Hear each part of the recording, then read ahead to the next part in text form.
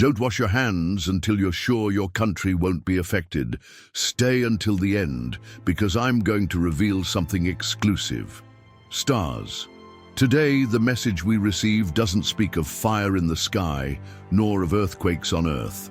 It speaks of water, the water that runs through rivers, that we draw from the tap every morning, that we trustfully give to our children to drink, and that now becomes a warning sign.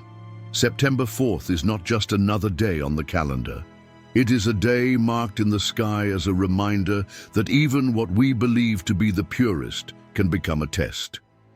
Sisters, think about this. Water has always been a symbol of life, of cleansing, of rebirth. In Scripture, water opened paths in the Red Sea, gushed forth from the rock in the desert, washed away sins in the Jordan. But it was also judgment in the flood, bitterness in the waters of Meribah, poison when the people turned away from God. What if on September 4th water speaks again, not with purity but with warning? It's no coincidence that in some countries we're already feeling the signs. Rivers changing color, springs smelling strange, fish washing up dead on the shore. These aren't just ecological accidents, brothers and sisters. They're alarm bells announcing what's to come. The water, which has always quenched thirst, will turn bitter as wormwood in certain places, reminding us that nothing on this earth is eternal if the human heart strays from the light. Lukeros, I don't say this to sow fear, but to ignite vigilance.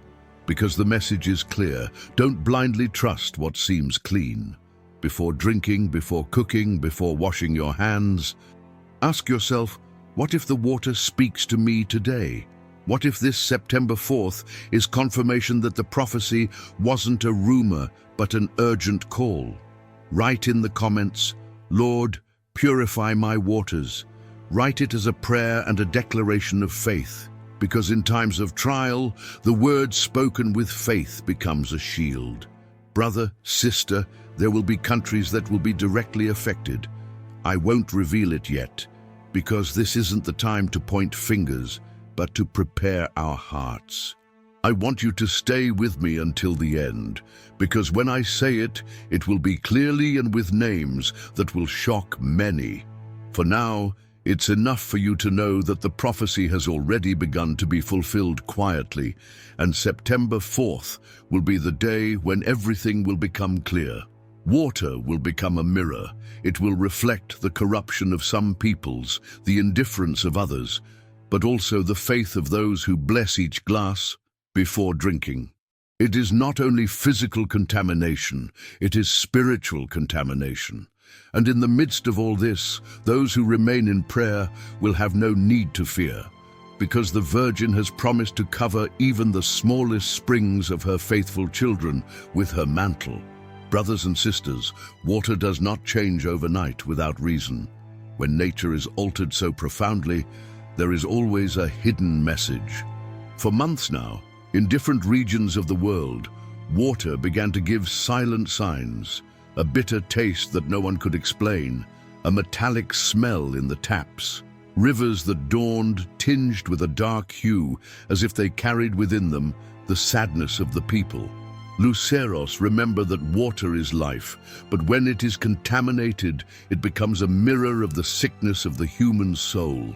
When families stop blessing their food, when people forget to give thanks for every drop they receive, what should bring purity becomes a warning. And September 4th is the date when everything that was hidden will begin to become visible. There are already families who were surprised to notice their children fell ill after drinking what seemed like a simple glass of water. Doctors sought explanations, laboratories ran tests, but the curious thing is that many times the results showed nothing strange. So why the weakness? Why the fever? Why the discomfort? Because it wasn't just physically contaminated water. It was a spiritual message disguised in everyday life. Sisters, pay attention. Water that turns sour, fish that die without explanation, wells that suddenly dry up. These are warnings from heaven. This is not a time for panic, but for prayer and discernment. Because not all poisoned water looks cloudy, and not all clear water is safe. The prophecy is clear. There will be people who will drink what they shouldn't drink, and they will suffer the consequences. Luceros, write in the comments, "May the Lord bless my waters." It's an act of faith, an invisible shield that covers your home and your table. Don't underestimate it. And to help you understand better, listen to this mini testimony. A simple woman, a mother of 3, told how one day the water in her village began to have a strange taste. Everyone drank it except her, because before giving it to her children, something in her heart made her stop and pray, "Lord, if this water is not your will, protect me." That same week, a large part of the village became sick to their stomachs, but not her children. When asked why, she simply replied, "It was not my prudence. It was prayer that purified what my hands could not see." Brothers and sisters, water, that which flows silently beneath our houses and runs freely through rivers and springs, has always been seen as a blessing. It is never lacking on the table. It is always invoked in prayer. It always purifies in baptism. But we also know, since ancient times, that when water is contaminated, it becomes an instrument of warning. And so we have seen in entire communities that, without expecting anything strange, awoke to a day when what was supposed to quench their thirst turned as bitter as gall. Luceros. Imagine a town waking up at dawn. People open their windows, listen to the roosters crow, and light the stove for breakfast. Nothing seems different until someone approaches the tap and notices a strange, metallic, penetrating smell. At first they ignore it, thinking it might be the old pipes or the neglected tank. But when children drink, they suddenly feel stomach pain, dizziness, weakness, and then the rumor spreads through the streets. The water's not good. We're not talking about isolated accidents. We're talking about entire communities surprised by a single sign. Rivers that were once crystal clear suddenly appear covered in a strange foam. Family wells, which for generations gave life, suddenly taste like poison. Families that were never afraid to fill their jugs now hesitate, now tremble, because the prophecy begins to be fulfilled in the most unexpected way, in the everyday, in the most basic, in what we all take for granted. Sisters, pay attention to the signs. Heaven doesn't play games with the lives of its children, but it does warn firmly. And the message of this September 4th is clear. Water is no longer neutral. What was meant to refresh now becomes a mirror of the hidden, revealing the indifference of entire peoples, showing the extent to which humanity has forgotten to bless what it receives. Luceros. There were villages where overnight fish began to die on the riverbanks. People tried to justify it, that it was the heat, the fertilizers, some spill. But the real explanation lay beyond the physical. Because the water didn't just carry invisible chemicals, it carried a spiritual charge, a reminder of heaven. And as the fish floated dead, the local elders whispered, "This is a sign. This is no coincidence." In the larger cities, the phenomenon took on a different form. There are no open rivers where children play, nor wells from which water is drawn with buckets. There, everything arrives channeled, invisible, automatic. But even in those places, the prophecy made its entrance. Families turned on their taps, and the water came out with a dark tinge, as if carrying with it the filth of centuries. And when they took it to laboratories, many results were contradictory. Some reports said, "There's nothing." Others showed alarming levels of substances that shouldn't be there. The confusion increased, and meanwhile people remembered. September 4th had been marked from the beginning. Brothers and sisters, when an entire community begins to doubt what it drinks, the heart trembles, because we are not talking about luxury or whim, we are talking about the basic need of every day. No one can live without water, and that is where heaven places its warning. not to destroy, but to awaken. Because just as water cleanses and renews, it can also embitter and remind people that without blessing, nothing can endure. Luceros, write in the comments, "Bless, Lord, the waters of my land." Write it as an act of trust, like a seal on your home, because faith spoken in public opens doors of invisible protection. September 4th will not be remembered only by the calendar, but by the communities that experience this silent judgment. In some villages, people began storing water in glass jars, fearing that what flowed from their taps was no longer safe. In others, priests walked the streets blessing consecrated water, reminding families that even in the midst of trial, prayer had power. And most striking is that in many cases, after the blessing, the strange taste disappeared for a time, as if heaven confirmed that prayer purifies what human hands cannot. Sisters, there were entire neighborhoods where people gathered to pray. In public squares, with bottles in hand, they raised their waters to the sky, saying, "Lord, cleanse her, mother, cover her with your mantle." And those who did so with faith later testified that the discomfort disappeared, that the children's fevers subsided, that the confusion returned to calm. But in other places, where they laughed, where they said, "This is superstition, this makes no sense," the bitterness of the water became even stronger. It wasn't punishment, it was a reflection. Because the water simply showed the state of the collective soul. Where there was disbelief, the turbidity increased. Where there was prayer, clarity returned. Luceros, contaminated water is more than a physical fact. It's a living parable.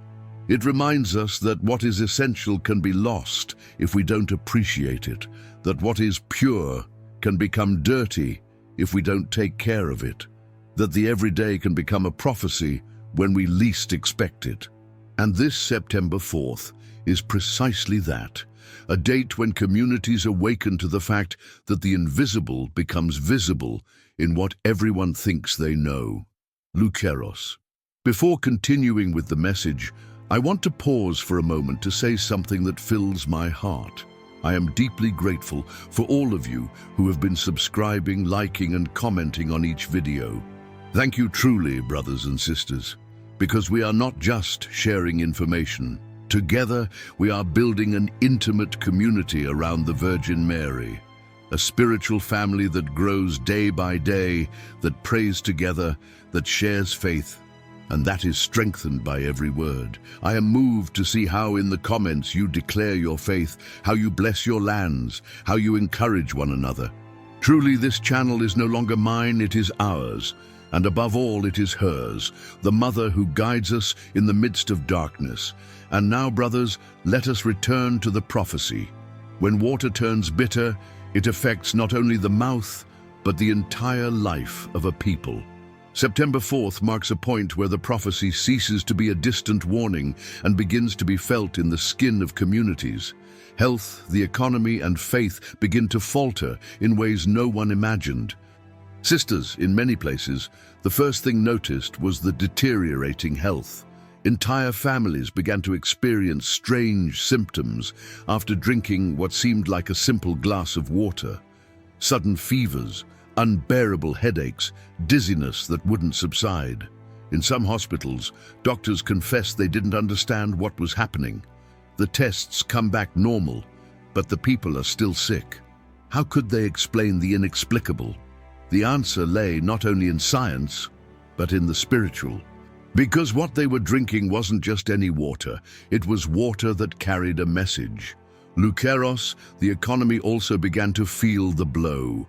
Polluted rivers meant lost crops.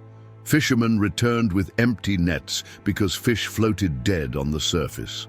Farmers who depended on irrigation saw their fields wither overnight.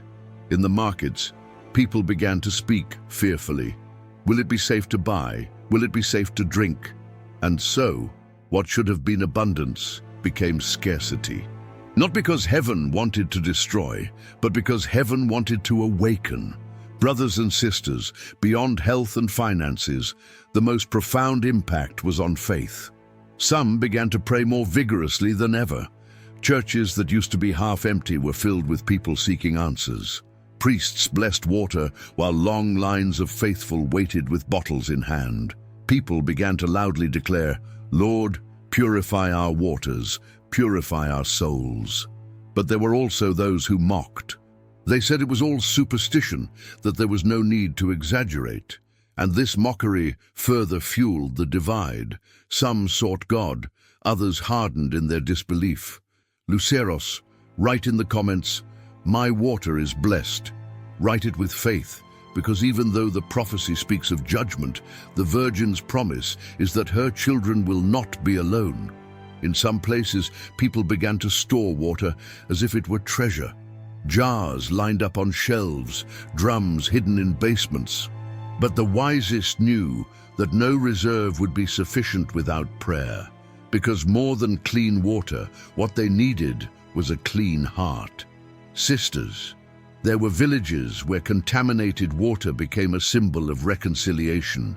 Neighbors who hadn't spoken to each other for years met in the square, bottles in hand, and there they prayed together. Parents who had lost the custom of blessing the table returned to it with tears in their eyes. The bitter water became a catalyst for awakening hearts. And so, September 4th will reveal not only pollution in physical sources, but also in spiritual sources. What do we drink each day? What enters our hearts? Because just as murky water sickens the body, poisonous words, lies, and a lack of faith sicken the soul. The message is clear: purify your external waters, but above all, purify your internal ones. Luceros, what begins with a few towns will soon expand. And although I won't name the countries yet, I want you to prepare, because when I say it, it will be like a sword cutting through the air. There will be no doubts, there will be no excuses. Brothers and sisters, we have reached the point many have been waiting for. These are no longer rumors, no longer vague warnings. On September 4th, the prophecy will cease to be a shadow and will become a name, a geography. Entire towns marked by the water that should give life, but will turn bitter. Stars, listen carefully.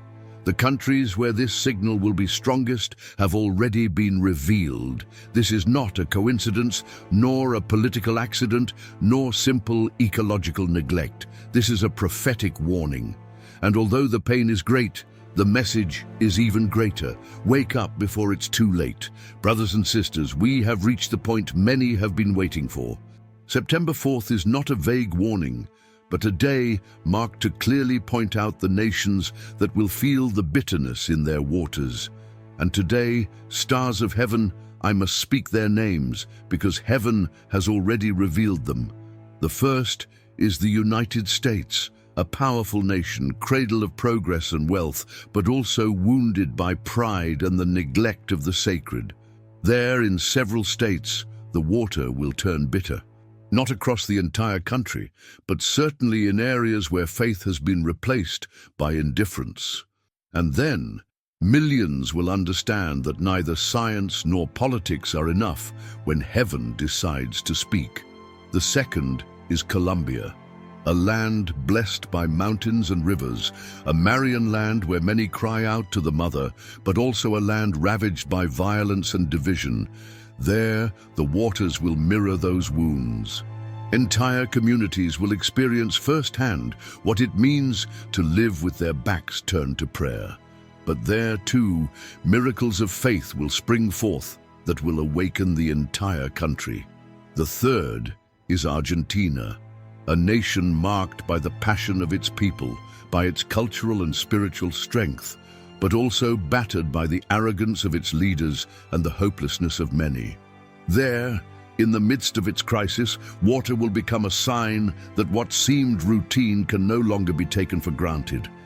And the heavens will cry out loud, "Return to me, for I still want to heal your land." Brothers and sisters, these are the countries, the United States, Colombia, and Argentina. Three distinct nations, three peoples with unique histories, but one common message. Water will no longer be silent. Water will speak. Luteros, write in the comments, Lord, protect the waters of my nation. Luteros, when the water turned bitter, the entire world held its breath. But the most striking thing was not the phenomenon itself, but the way the people reacted. Because each nation revealed at that moment what it held deep within its soul, faith, indifference, or mockery. And so, heaven showed that not everyone responds the same way when water, the source of life, becomes a warning. In the United States, the news spread like wildfire. Entire cities began reporting water with a metallic smell, faucets leaking a cloudy liquid, and families falling ill after drinking what seemed crystal clear water. At first, the media called it technical failures, and politicians assured them there was nothing to fear. But people knew something else was happening. In New York, families gathered in small apartments to pray, lighting candles and remembering that the faith of their grandparents still lived on. In Texas, communities knelt in front of churches, asking for protection over their wells. But there was also mockery. In California, young people took to the streets with signs reading, "It's just water, not prophecy." The division became visible. While some bent their knees, others raised their fists. Brothers and sisters, in Colombia the blow was different. In rural towns, where people depend on rivers, farmers wept at the sight of the dark-tinged water and dead fish floating on the shore. There was no doubt. It was a sign from heaven. Church bells rang, and entire families gathered in processions, bottles in hand, crying out, "Holy Virgin, purify our waters." In Medellin, Bogotá, and Cali, thousands spontaneously took to the squares with candles, praying the rosary. But at the same time, politicians appeared on television mockingly, calling for calm with empty words, saying it was all natural pollution. This contradiction further inflamed the people's faith, because while the government denied it, people saw with their own eyes what was happening in their homes. Luceros, Argentina, witnessed dramatic scenes. In the interior of the provinces, entire families felt the weight of the prophecy when the tap water smelled foul and children suddenly began to fall ill. In Buenos Aires, some working-class neighborhoods united in prayer, lighting candles in front of images of the Virgin, praying, "Mother, do not abandon us." On the plains, gauchos and peasants gathered around fires, sharing holy water with each other, convinced that only prayer would protect them. However, in the capital, there was also contempt. Media outlets ridiculed the faithful, accusing them of inventing superstitions to scare people. The nation was split in two, those who took refuge under Mary's mantle and those who mocked her shadow. Sisters, write in the comments, "My nation will rise in faith," because your voice is not a wasted drop. It is a river that flows alongside the cry of millions who refuse to surrender. The most striking thing is that, although different in culture and geography, the three nations shared the same pattern. In homes where there was prayer, the bitter water became clear after being blessed. In homes where mockery reigned, the bitterness intensified. It wasn't magic, it was a reflection. The water revealed what was in the hearts of each people. Luteros, in the United States, there were testimonies from families who, upon praying the rosary over a simple glass, saw the strange smell disappear and peace fill the room. In Colombia, farmers swore that after blessing their rivers with makeshift crosses, the fish would return to the water. In Argentina, grandmothers said that after crying out loud, their sick grandchildren would regain strength. And so, September 4th became more than just a date. It became a mirror in which each nation saw its faith or disbelief reflected. Brothers and sisters, what happened in these lands was no coincidence. Heaven chose the United States, Colombia, and Argentina as visible settings to show the world that the everyday can be transformed into prophecy. And the question everyone must ask themselves is, how will my people react when their turn comes? With mockery or with prayer? With indifference or with faith? Luceros, when the water turned sour in the United States, Colombia, and Argentina, the blow was soon felt beyond the kitchens and fields. The prophecy didn't stop at the homes. It reached the squares, the ministries, the stock exchanges, the presidential palaces. Because when the most basic thing, water, is touched, the entire structure of a nation begins to shake. In the United States, the government's first reaction was silence. High-ranking officials held an emergency meeting in Washington to discuss how to respond. Some insisted on acknowledging that the phenomenon had inexplicable overtones. Others clung to the official line: infrastructure problems, localized contamination. But the pressure was mounting. News reports broadcast images of faucets spewing dark water in cities like Detroit, Houston, and parts of California. Social media exploded with videos of families holding up cloudy glasses to the cameras.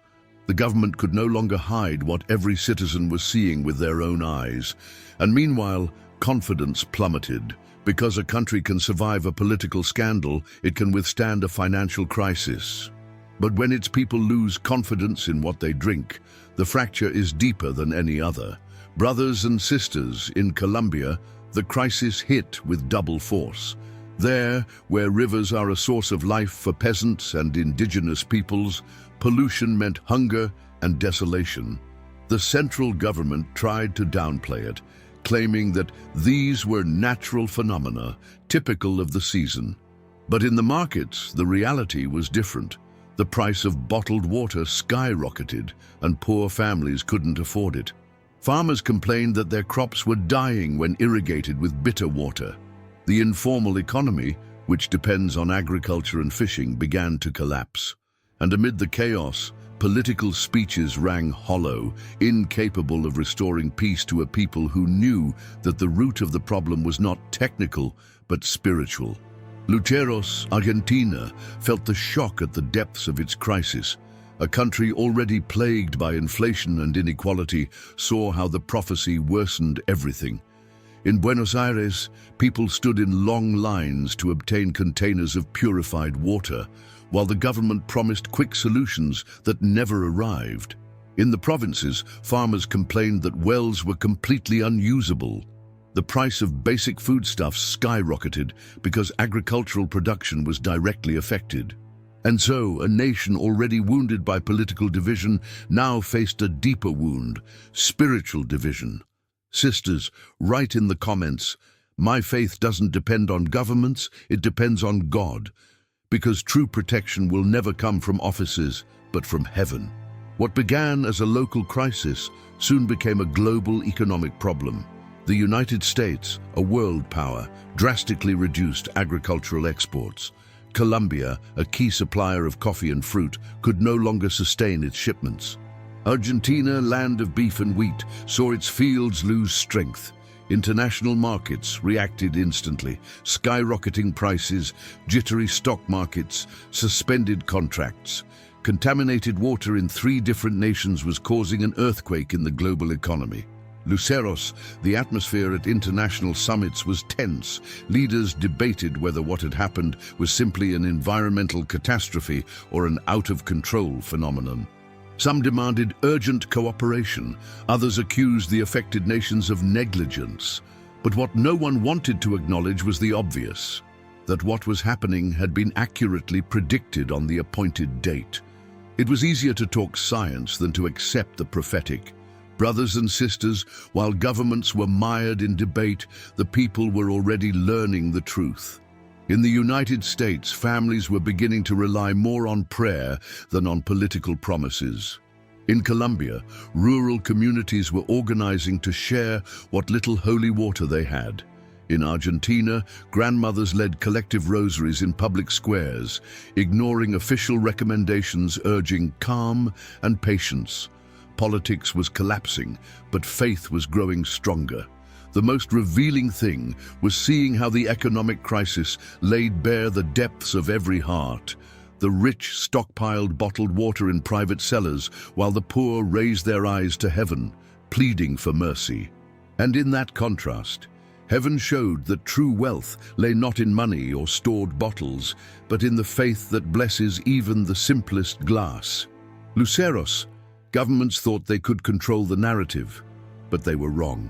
Because what happens when heaven speaks is that no decree or speech can silence the voice of experience. Those who drank bitter water don't need theories to explain it to them. They know what they saw, they know what they felt, they know what their heart screams at them. And that truth spreads faster than any official statement. Luceros, when governments were faltering and economies were collapsing, heaven chose a different path. It didn't raise up generals or presidents, it didn't lift up bankers or scientists. The Virgin, in her motherly style, looked toward the small, the hidden, the simple. And there, in humble kitchens, in forgotten farms, in neighborhoods filled with pain, she began to raise up witnesses. In the United States, it was ordinary families who began to speak out louder than any news network. An Ohio mother, without education or influence, recounted how, when she prayed over the murky water in her kitchen, it became clear, and her son was healed of his fever. Her testimony, recorded on an old phone, spread across social media and reached millions. In Texas, a farmer gathered his neighbors around a contaminated well. They prayed together, and the next morning, the water was clear.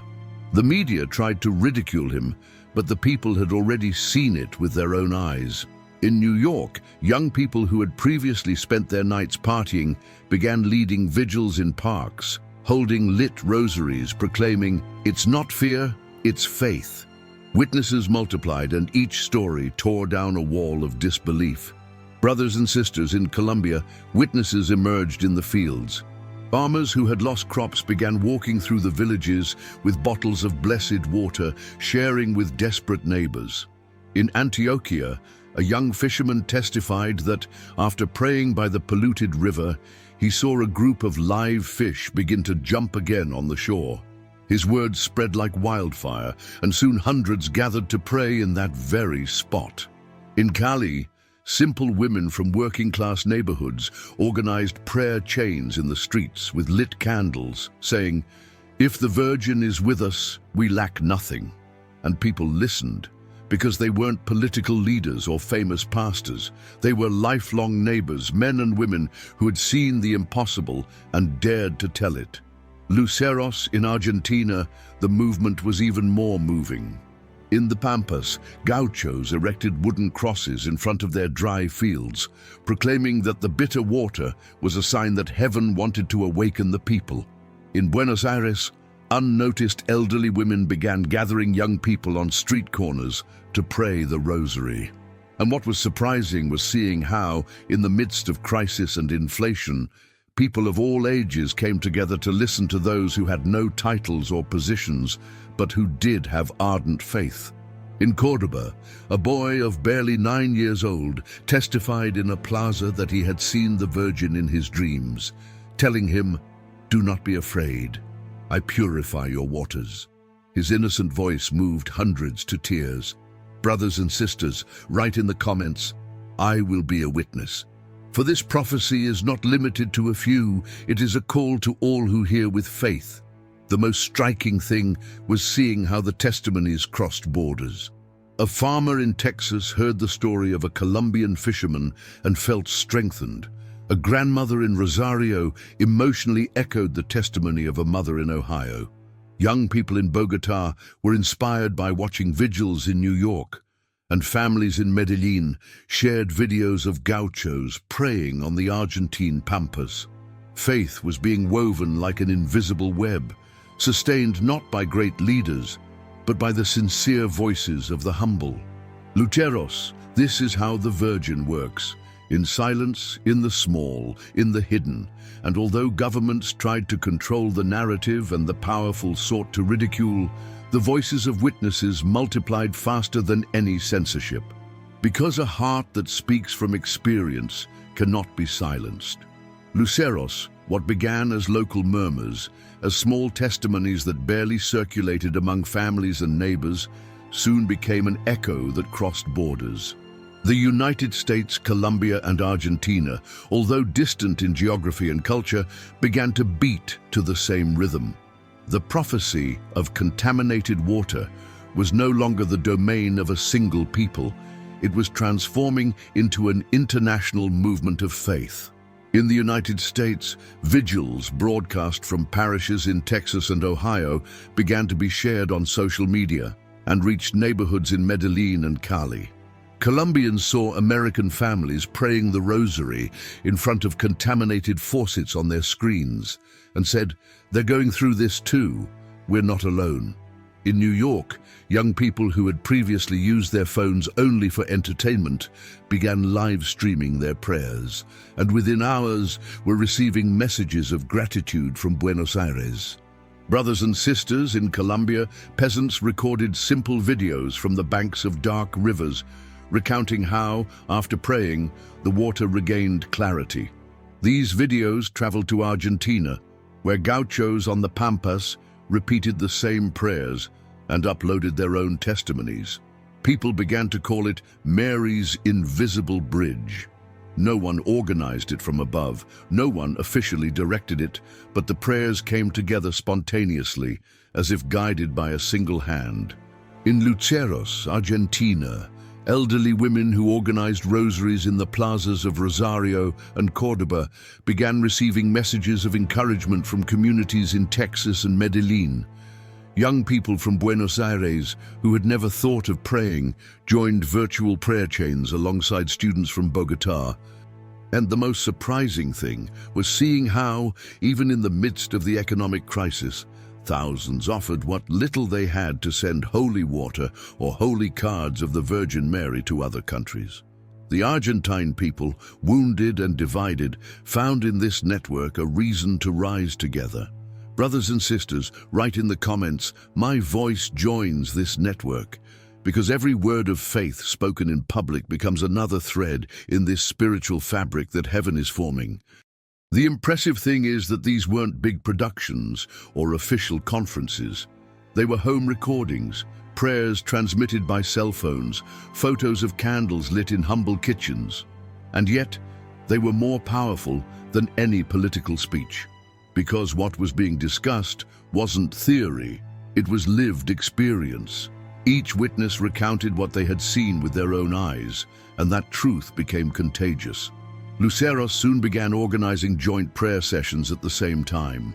Families in Ohio, farmers in Antioquia, and neighbors in Córdoba would connect at 8 o'clock at night, each in their own country, but all praying the same words. It was like a collective heartbeat rising to heaven, a universal murmur saying, "Bitterness will not overcome us, because we believe in the purification of heaven." In the United States, Hispanic communities played a key role, broadcasting in Spanish and English, connecting communities in the North and South. In Colombia, young people used community radio stations to spread the message even in rural areas, without internet access. In Argentina, parishes began broadcasting testimonies from loudspeakers in town squares so everyone could hear what was happening beyond their borders. And so, the network became unstoppable. Sisters, what was being born was not a simple devotional movement. It was a spiritual army, formed not by weapons or political slogans, but by voices united in prayer. And each time a new witness spoke, another in a different country found the courage to speak out as well. Thus, from 3 wounded nations, a common cry arose, and that cry began to reach the entire world. Luceros, even the media outlets that had previously ridiculed you, had to acknowledge it. Some journalists confessed on camera that they had never seen so many people online praying at the same time. Governments tried to censor you, but they were overwhelmed by the magnitude of what was already global. Because it wasn't just a leader, but thousands, millions of common voices rising together. Luceros, what began as murmurs in homes and squares, had already become an international prayer network, uniting the United States, Colombia, and Argentina. It was impossible to ignore. Millions connected, gathered in squares, prayed in the streets, shared testimonies on social media.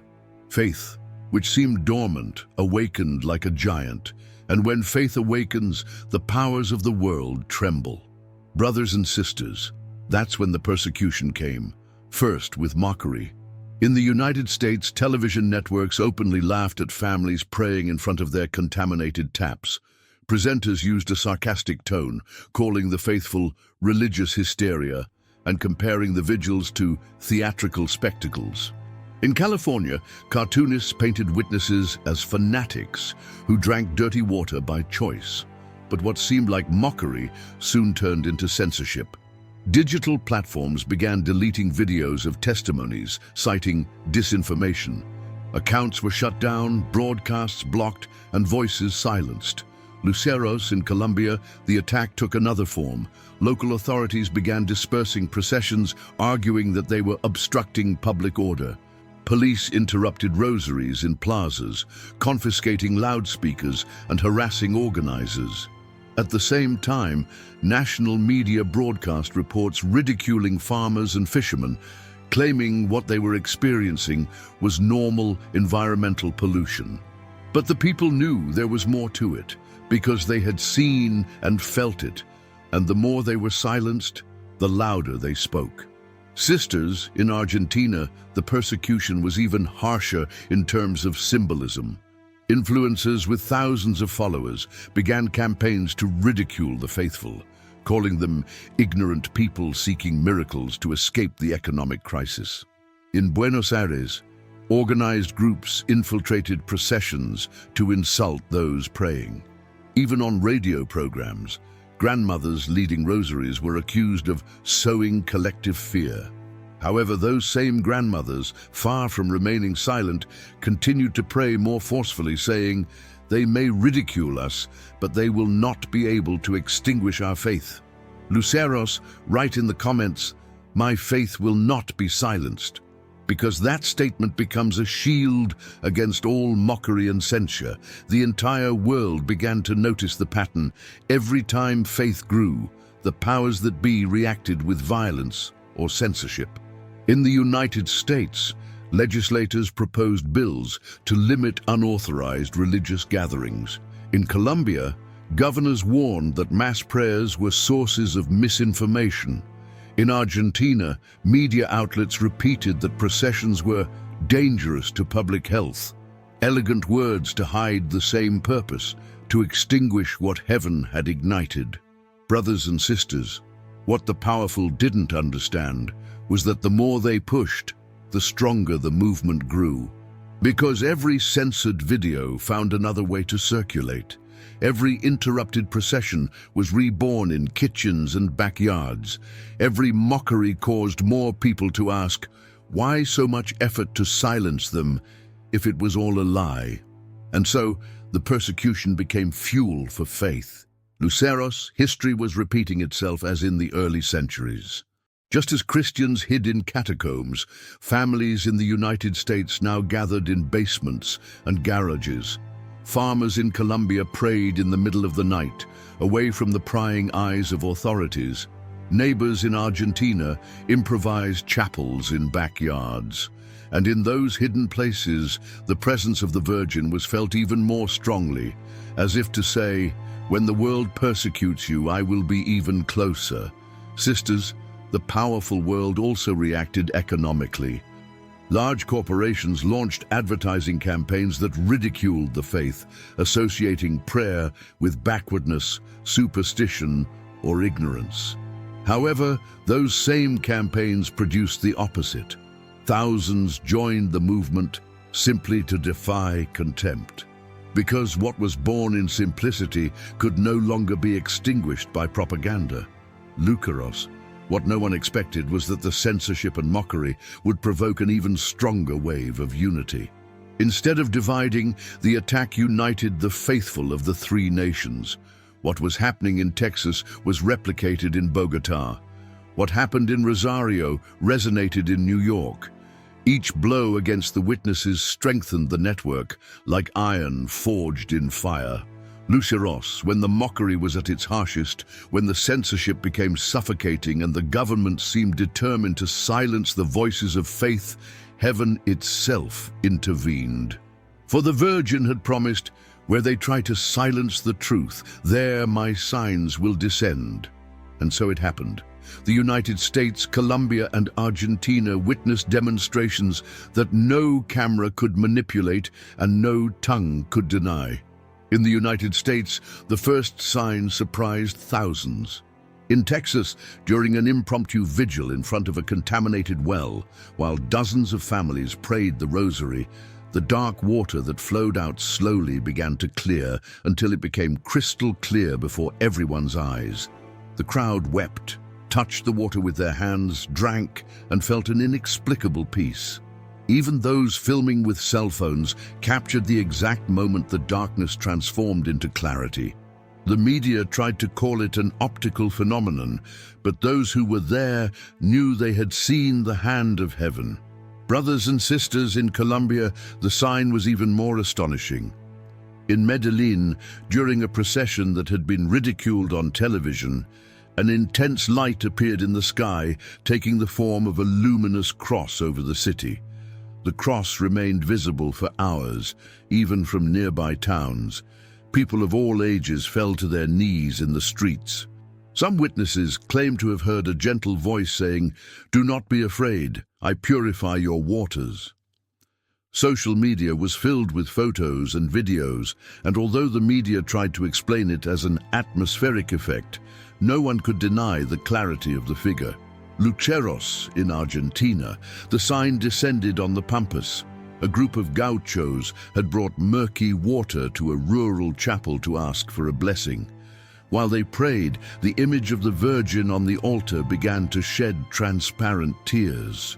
The tears fell onto the pitcher of bitter water, and the next day, the water was clean and sweet. The news spread throughout the provinces, and soon thousands of people traveled to that place, carrying their own pitchers, convinced that heaven had touched that land.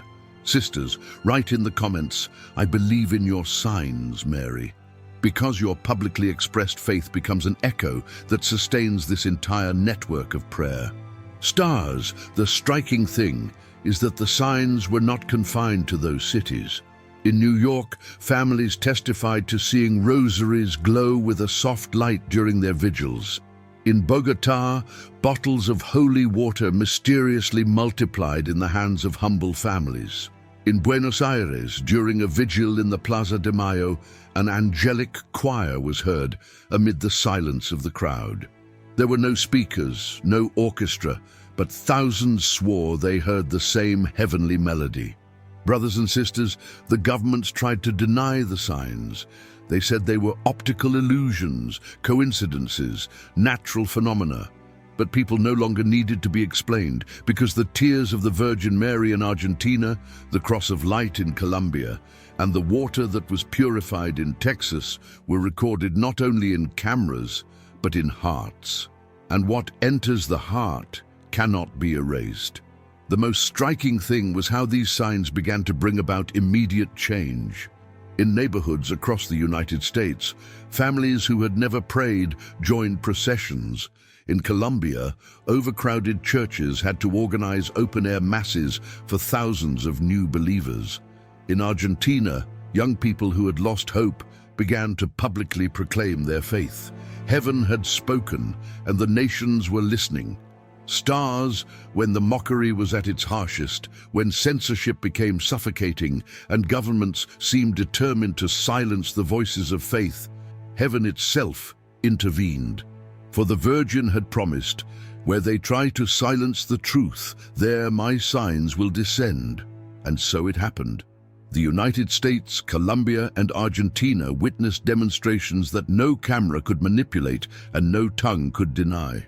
In the United States, the first sign surprised thousands. In Texas, during an impromptu vigil in front of a contaminated well, while dozens of families prayed the rosary, the dark water that flowed out slowly began to clear until it became crystal clear before everyone's eyes. The crowd wept, touched the water with their hands, drank, and felt an inexplicable peace. Even those filming with cell phones captured the exact moment the darkness transformed into clarity. The media tried to call it an optical phenomenon, but those who were there knew they had seen the hand of heaven. Brothers and sisters, in Colombia, the sign was even more astonishing. In Medellin, during a procession that had been ridiculed on television, an intense light appeared in the sky, taking the form of a luminous cross over the city. The cross remained visible for hours, even from nearby towns.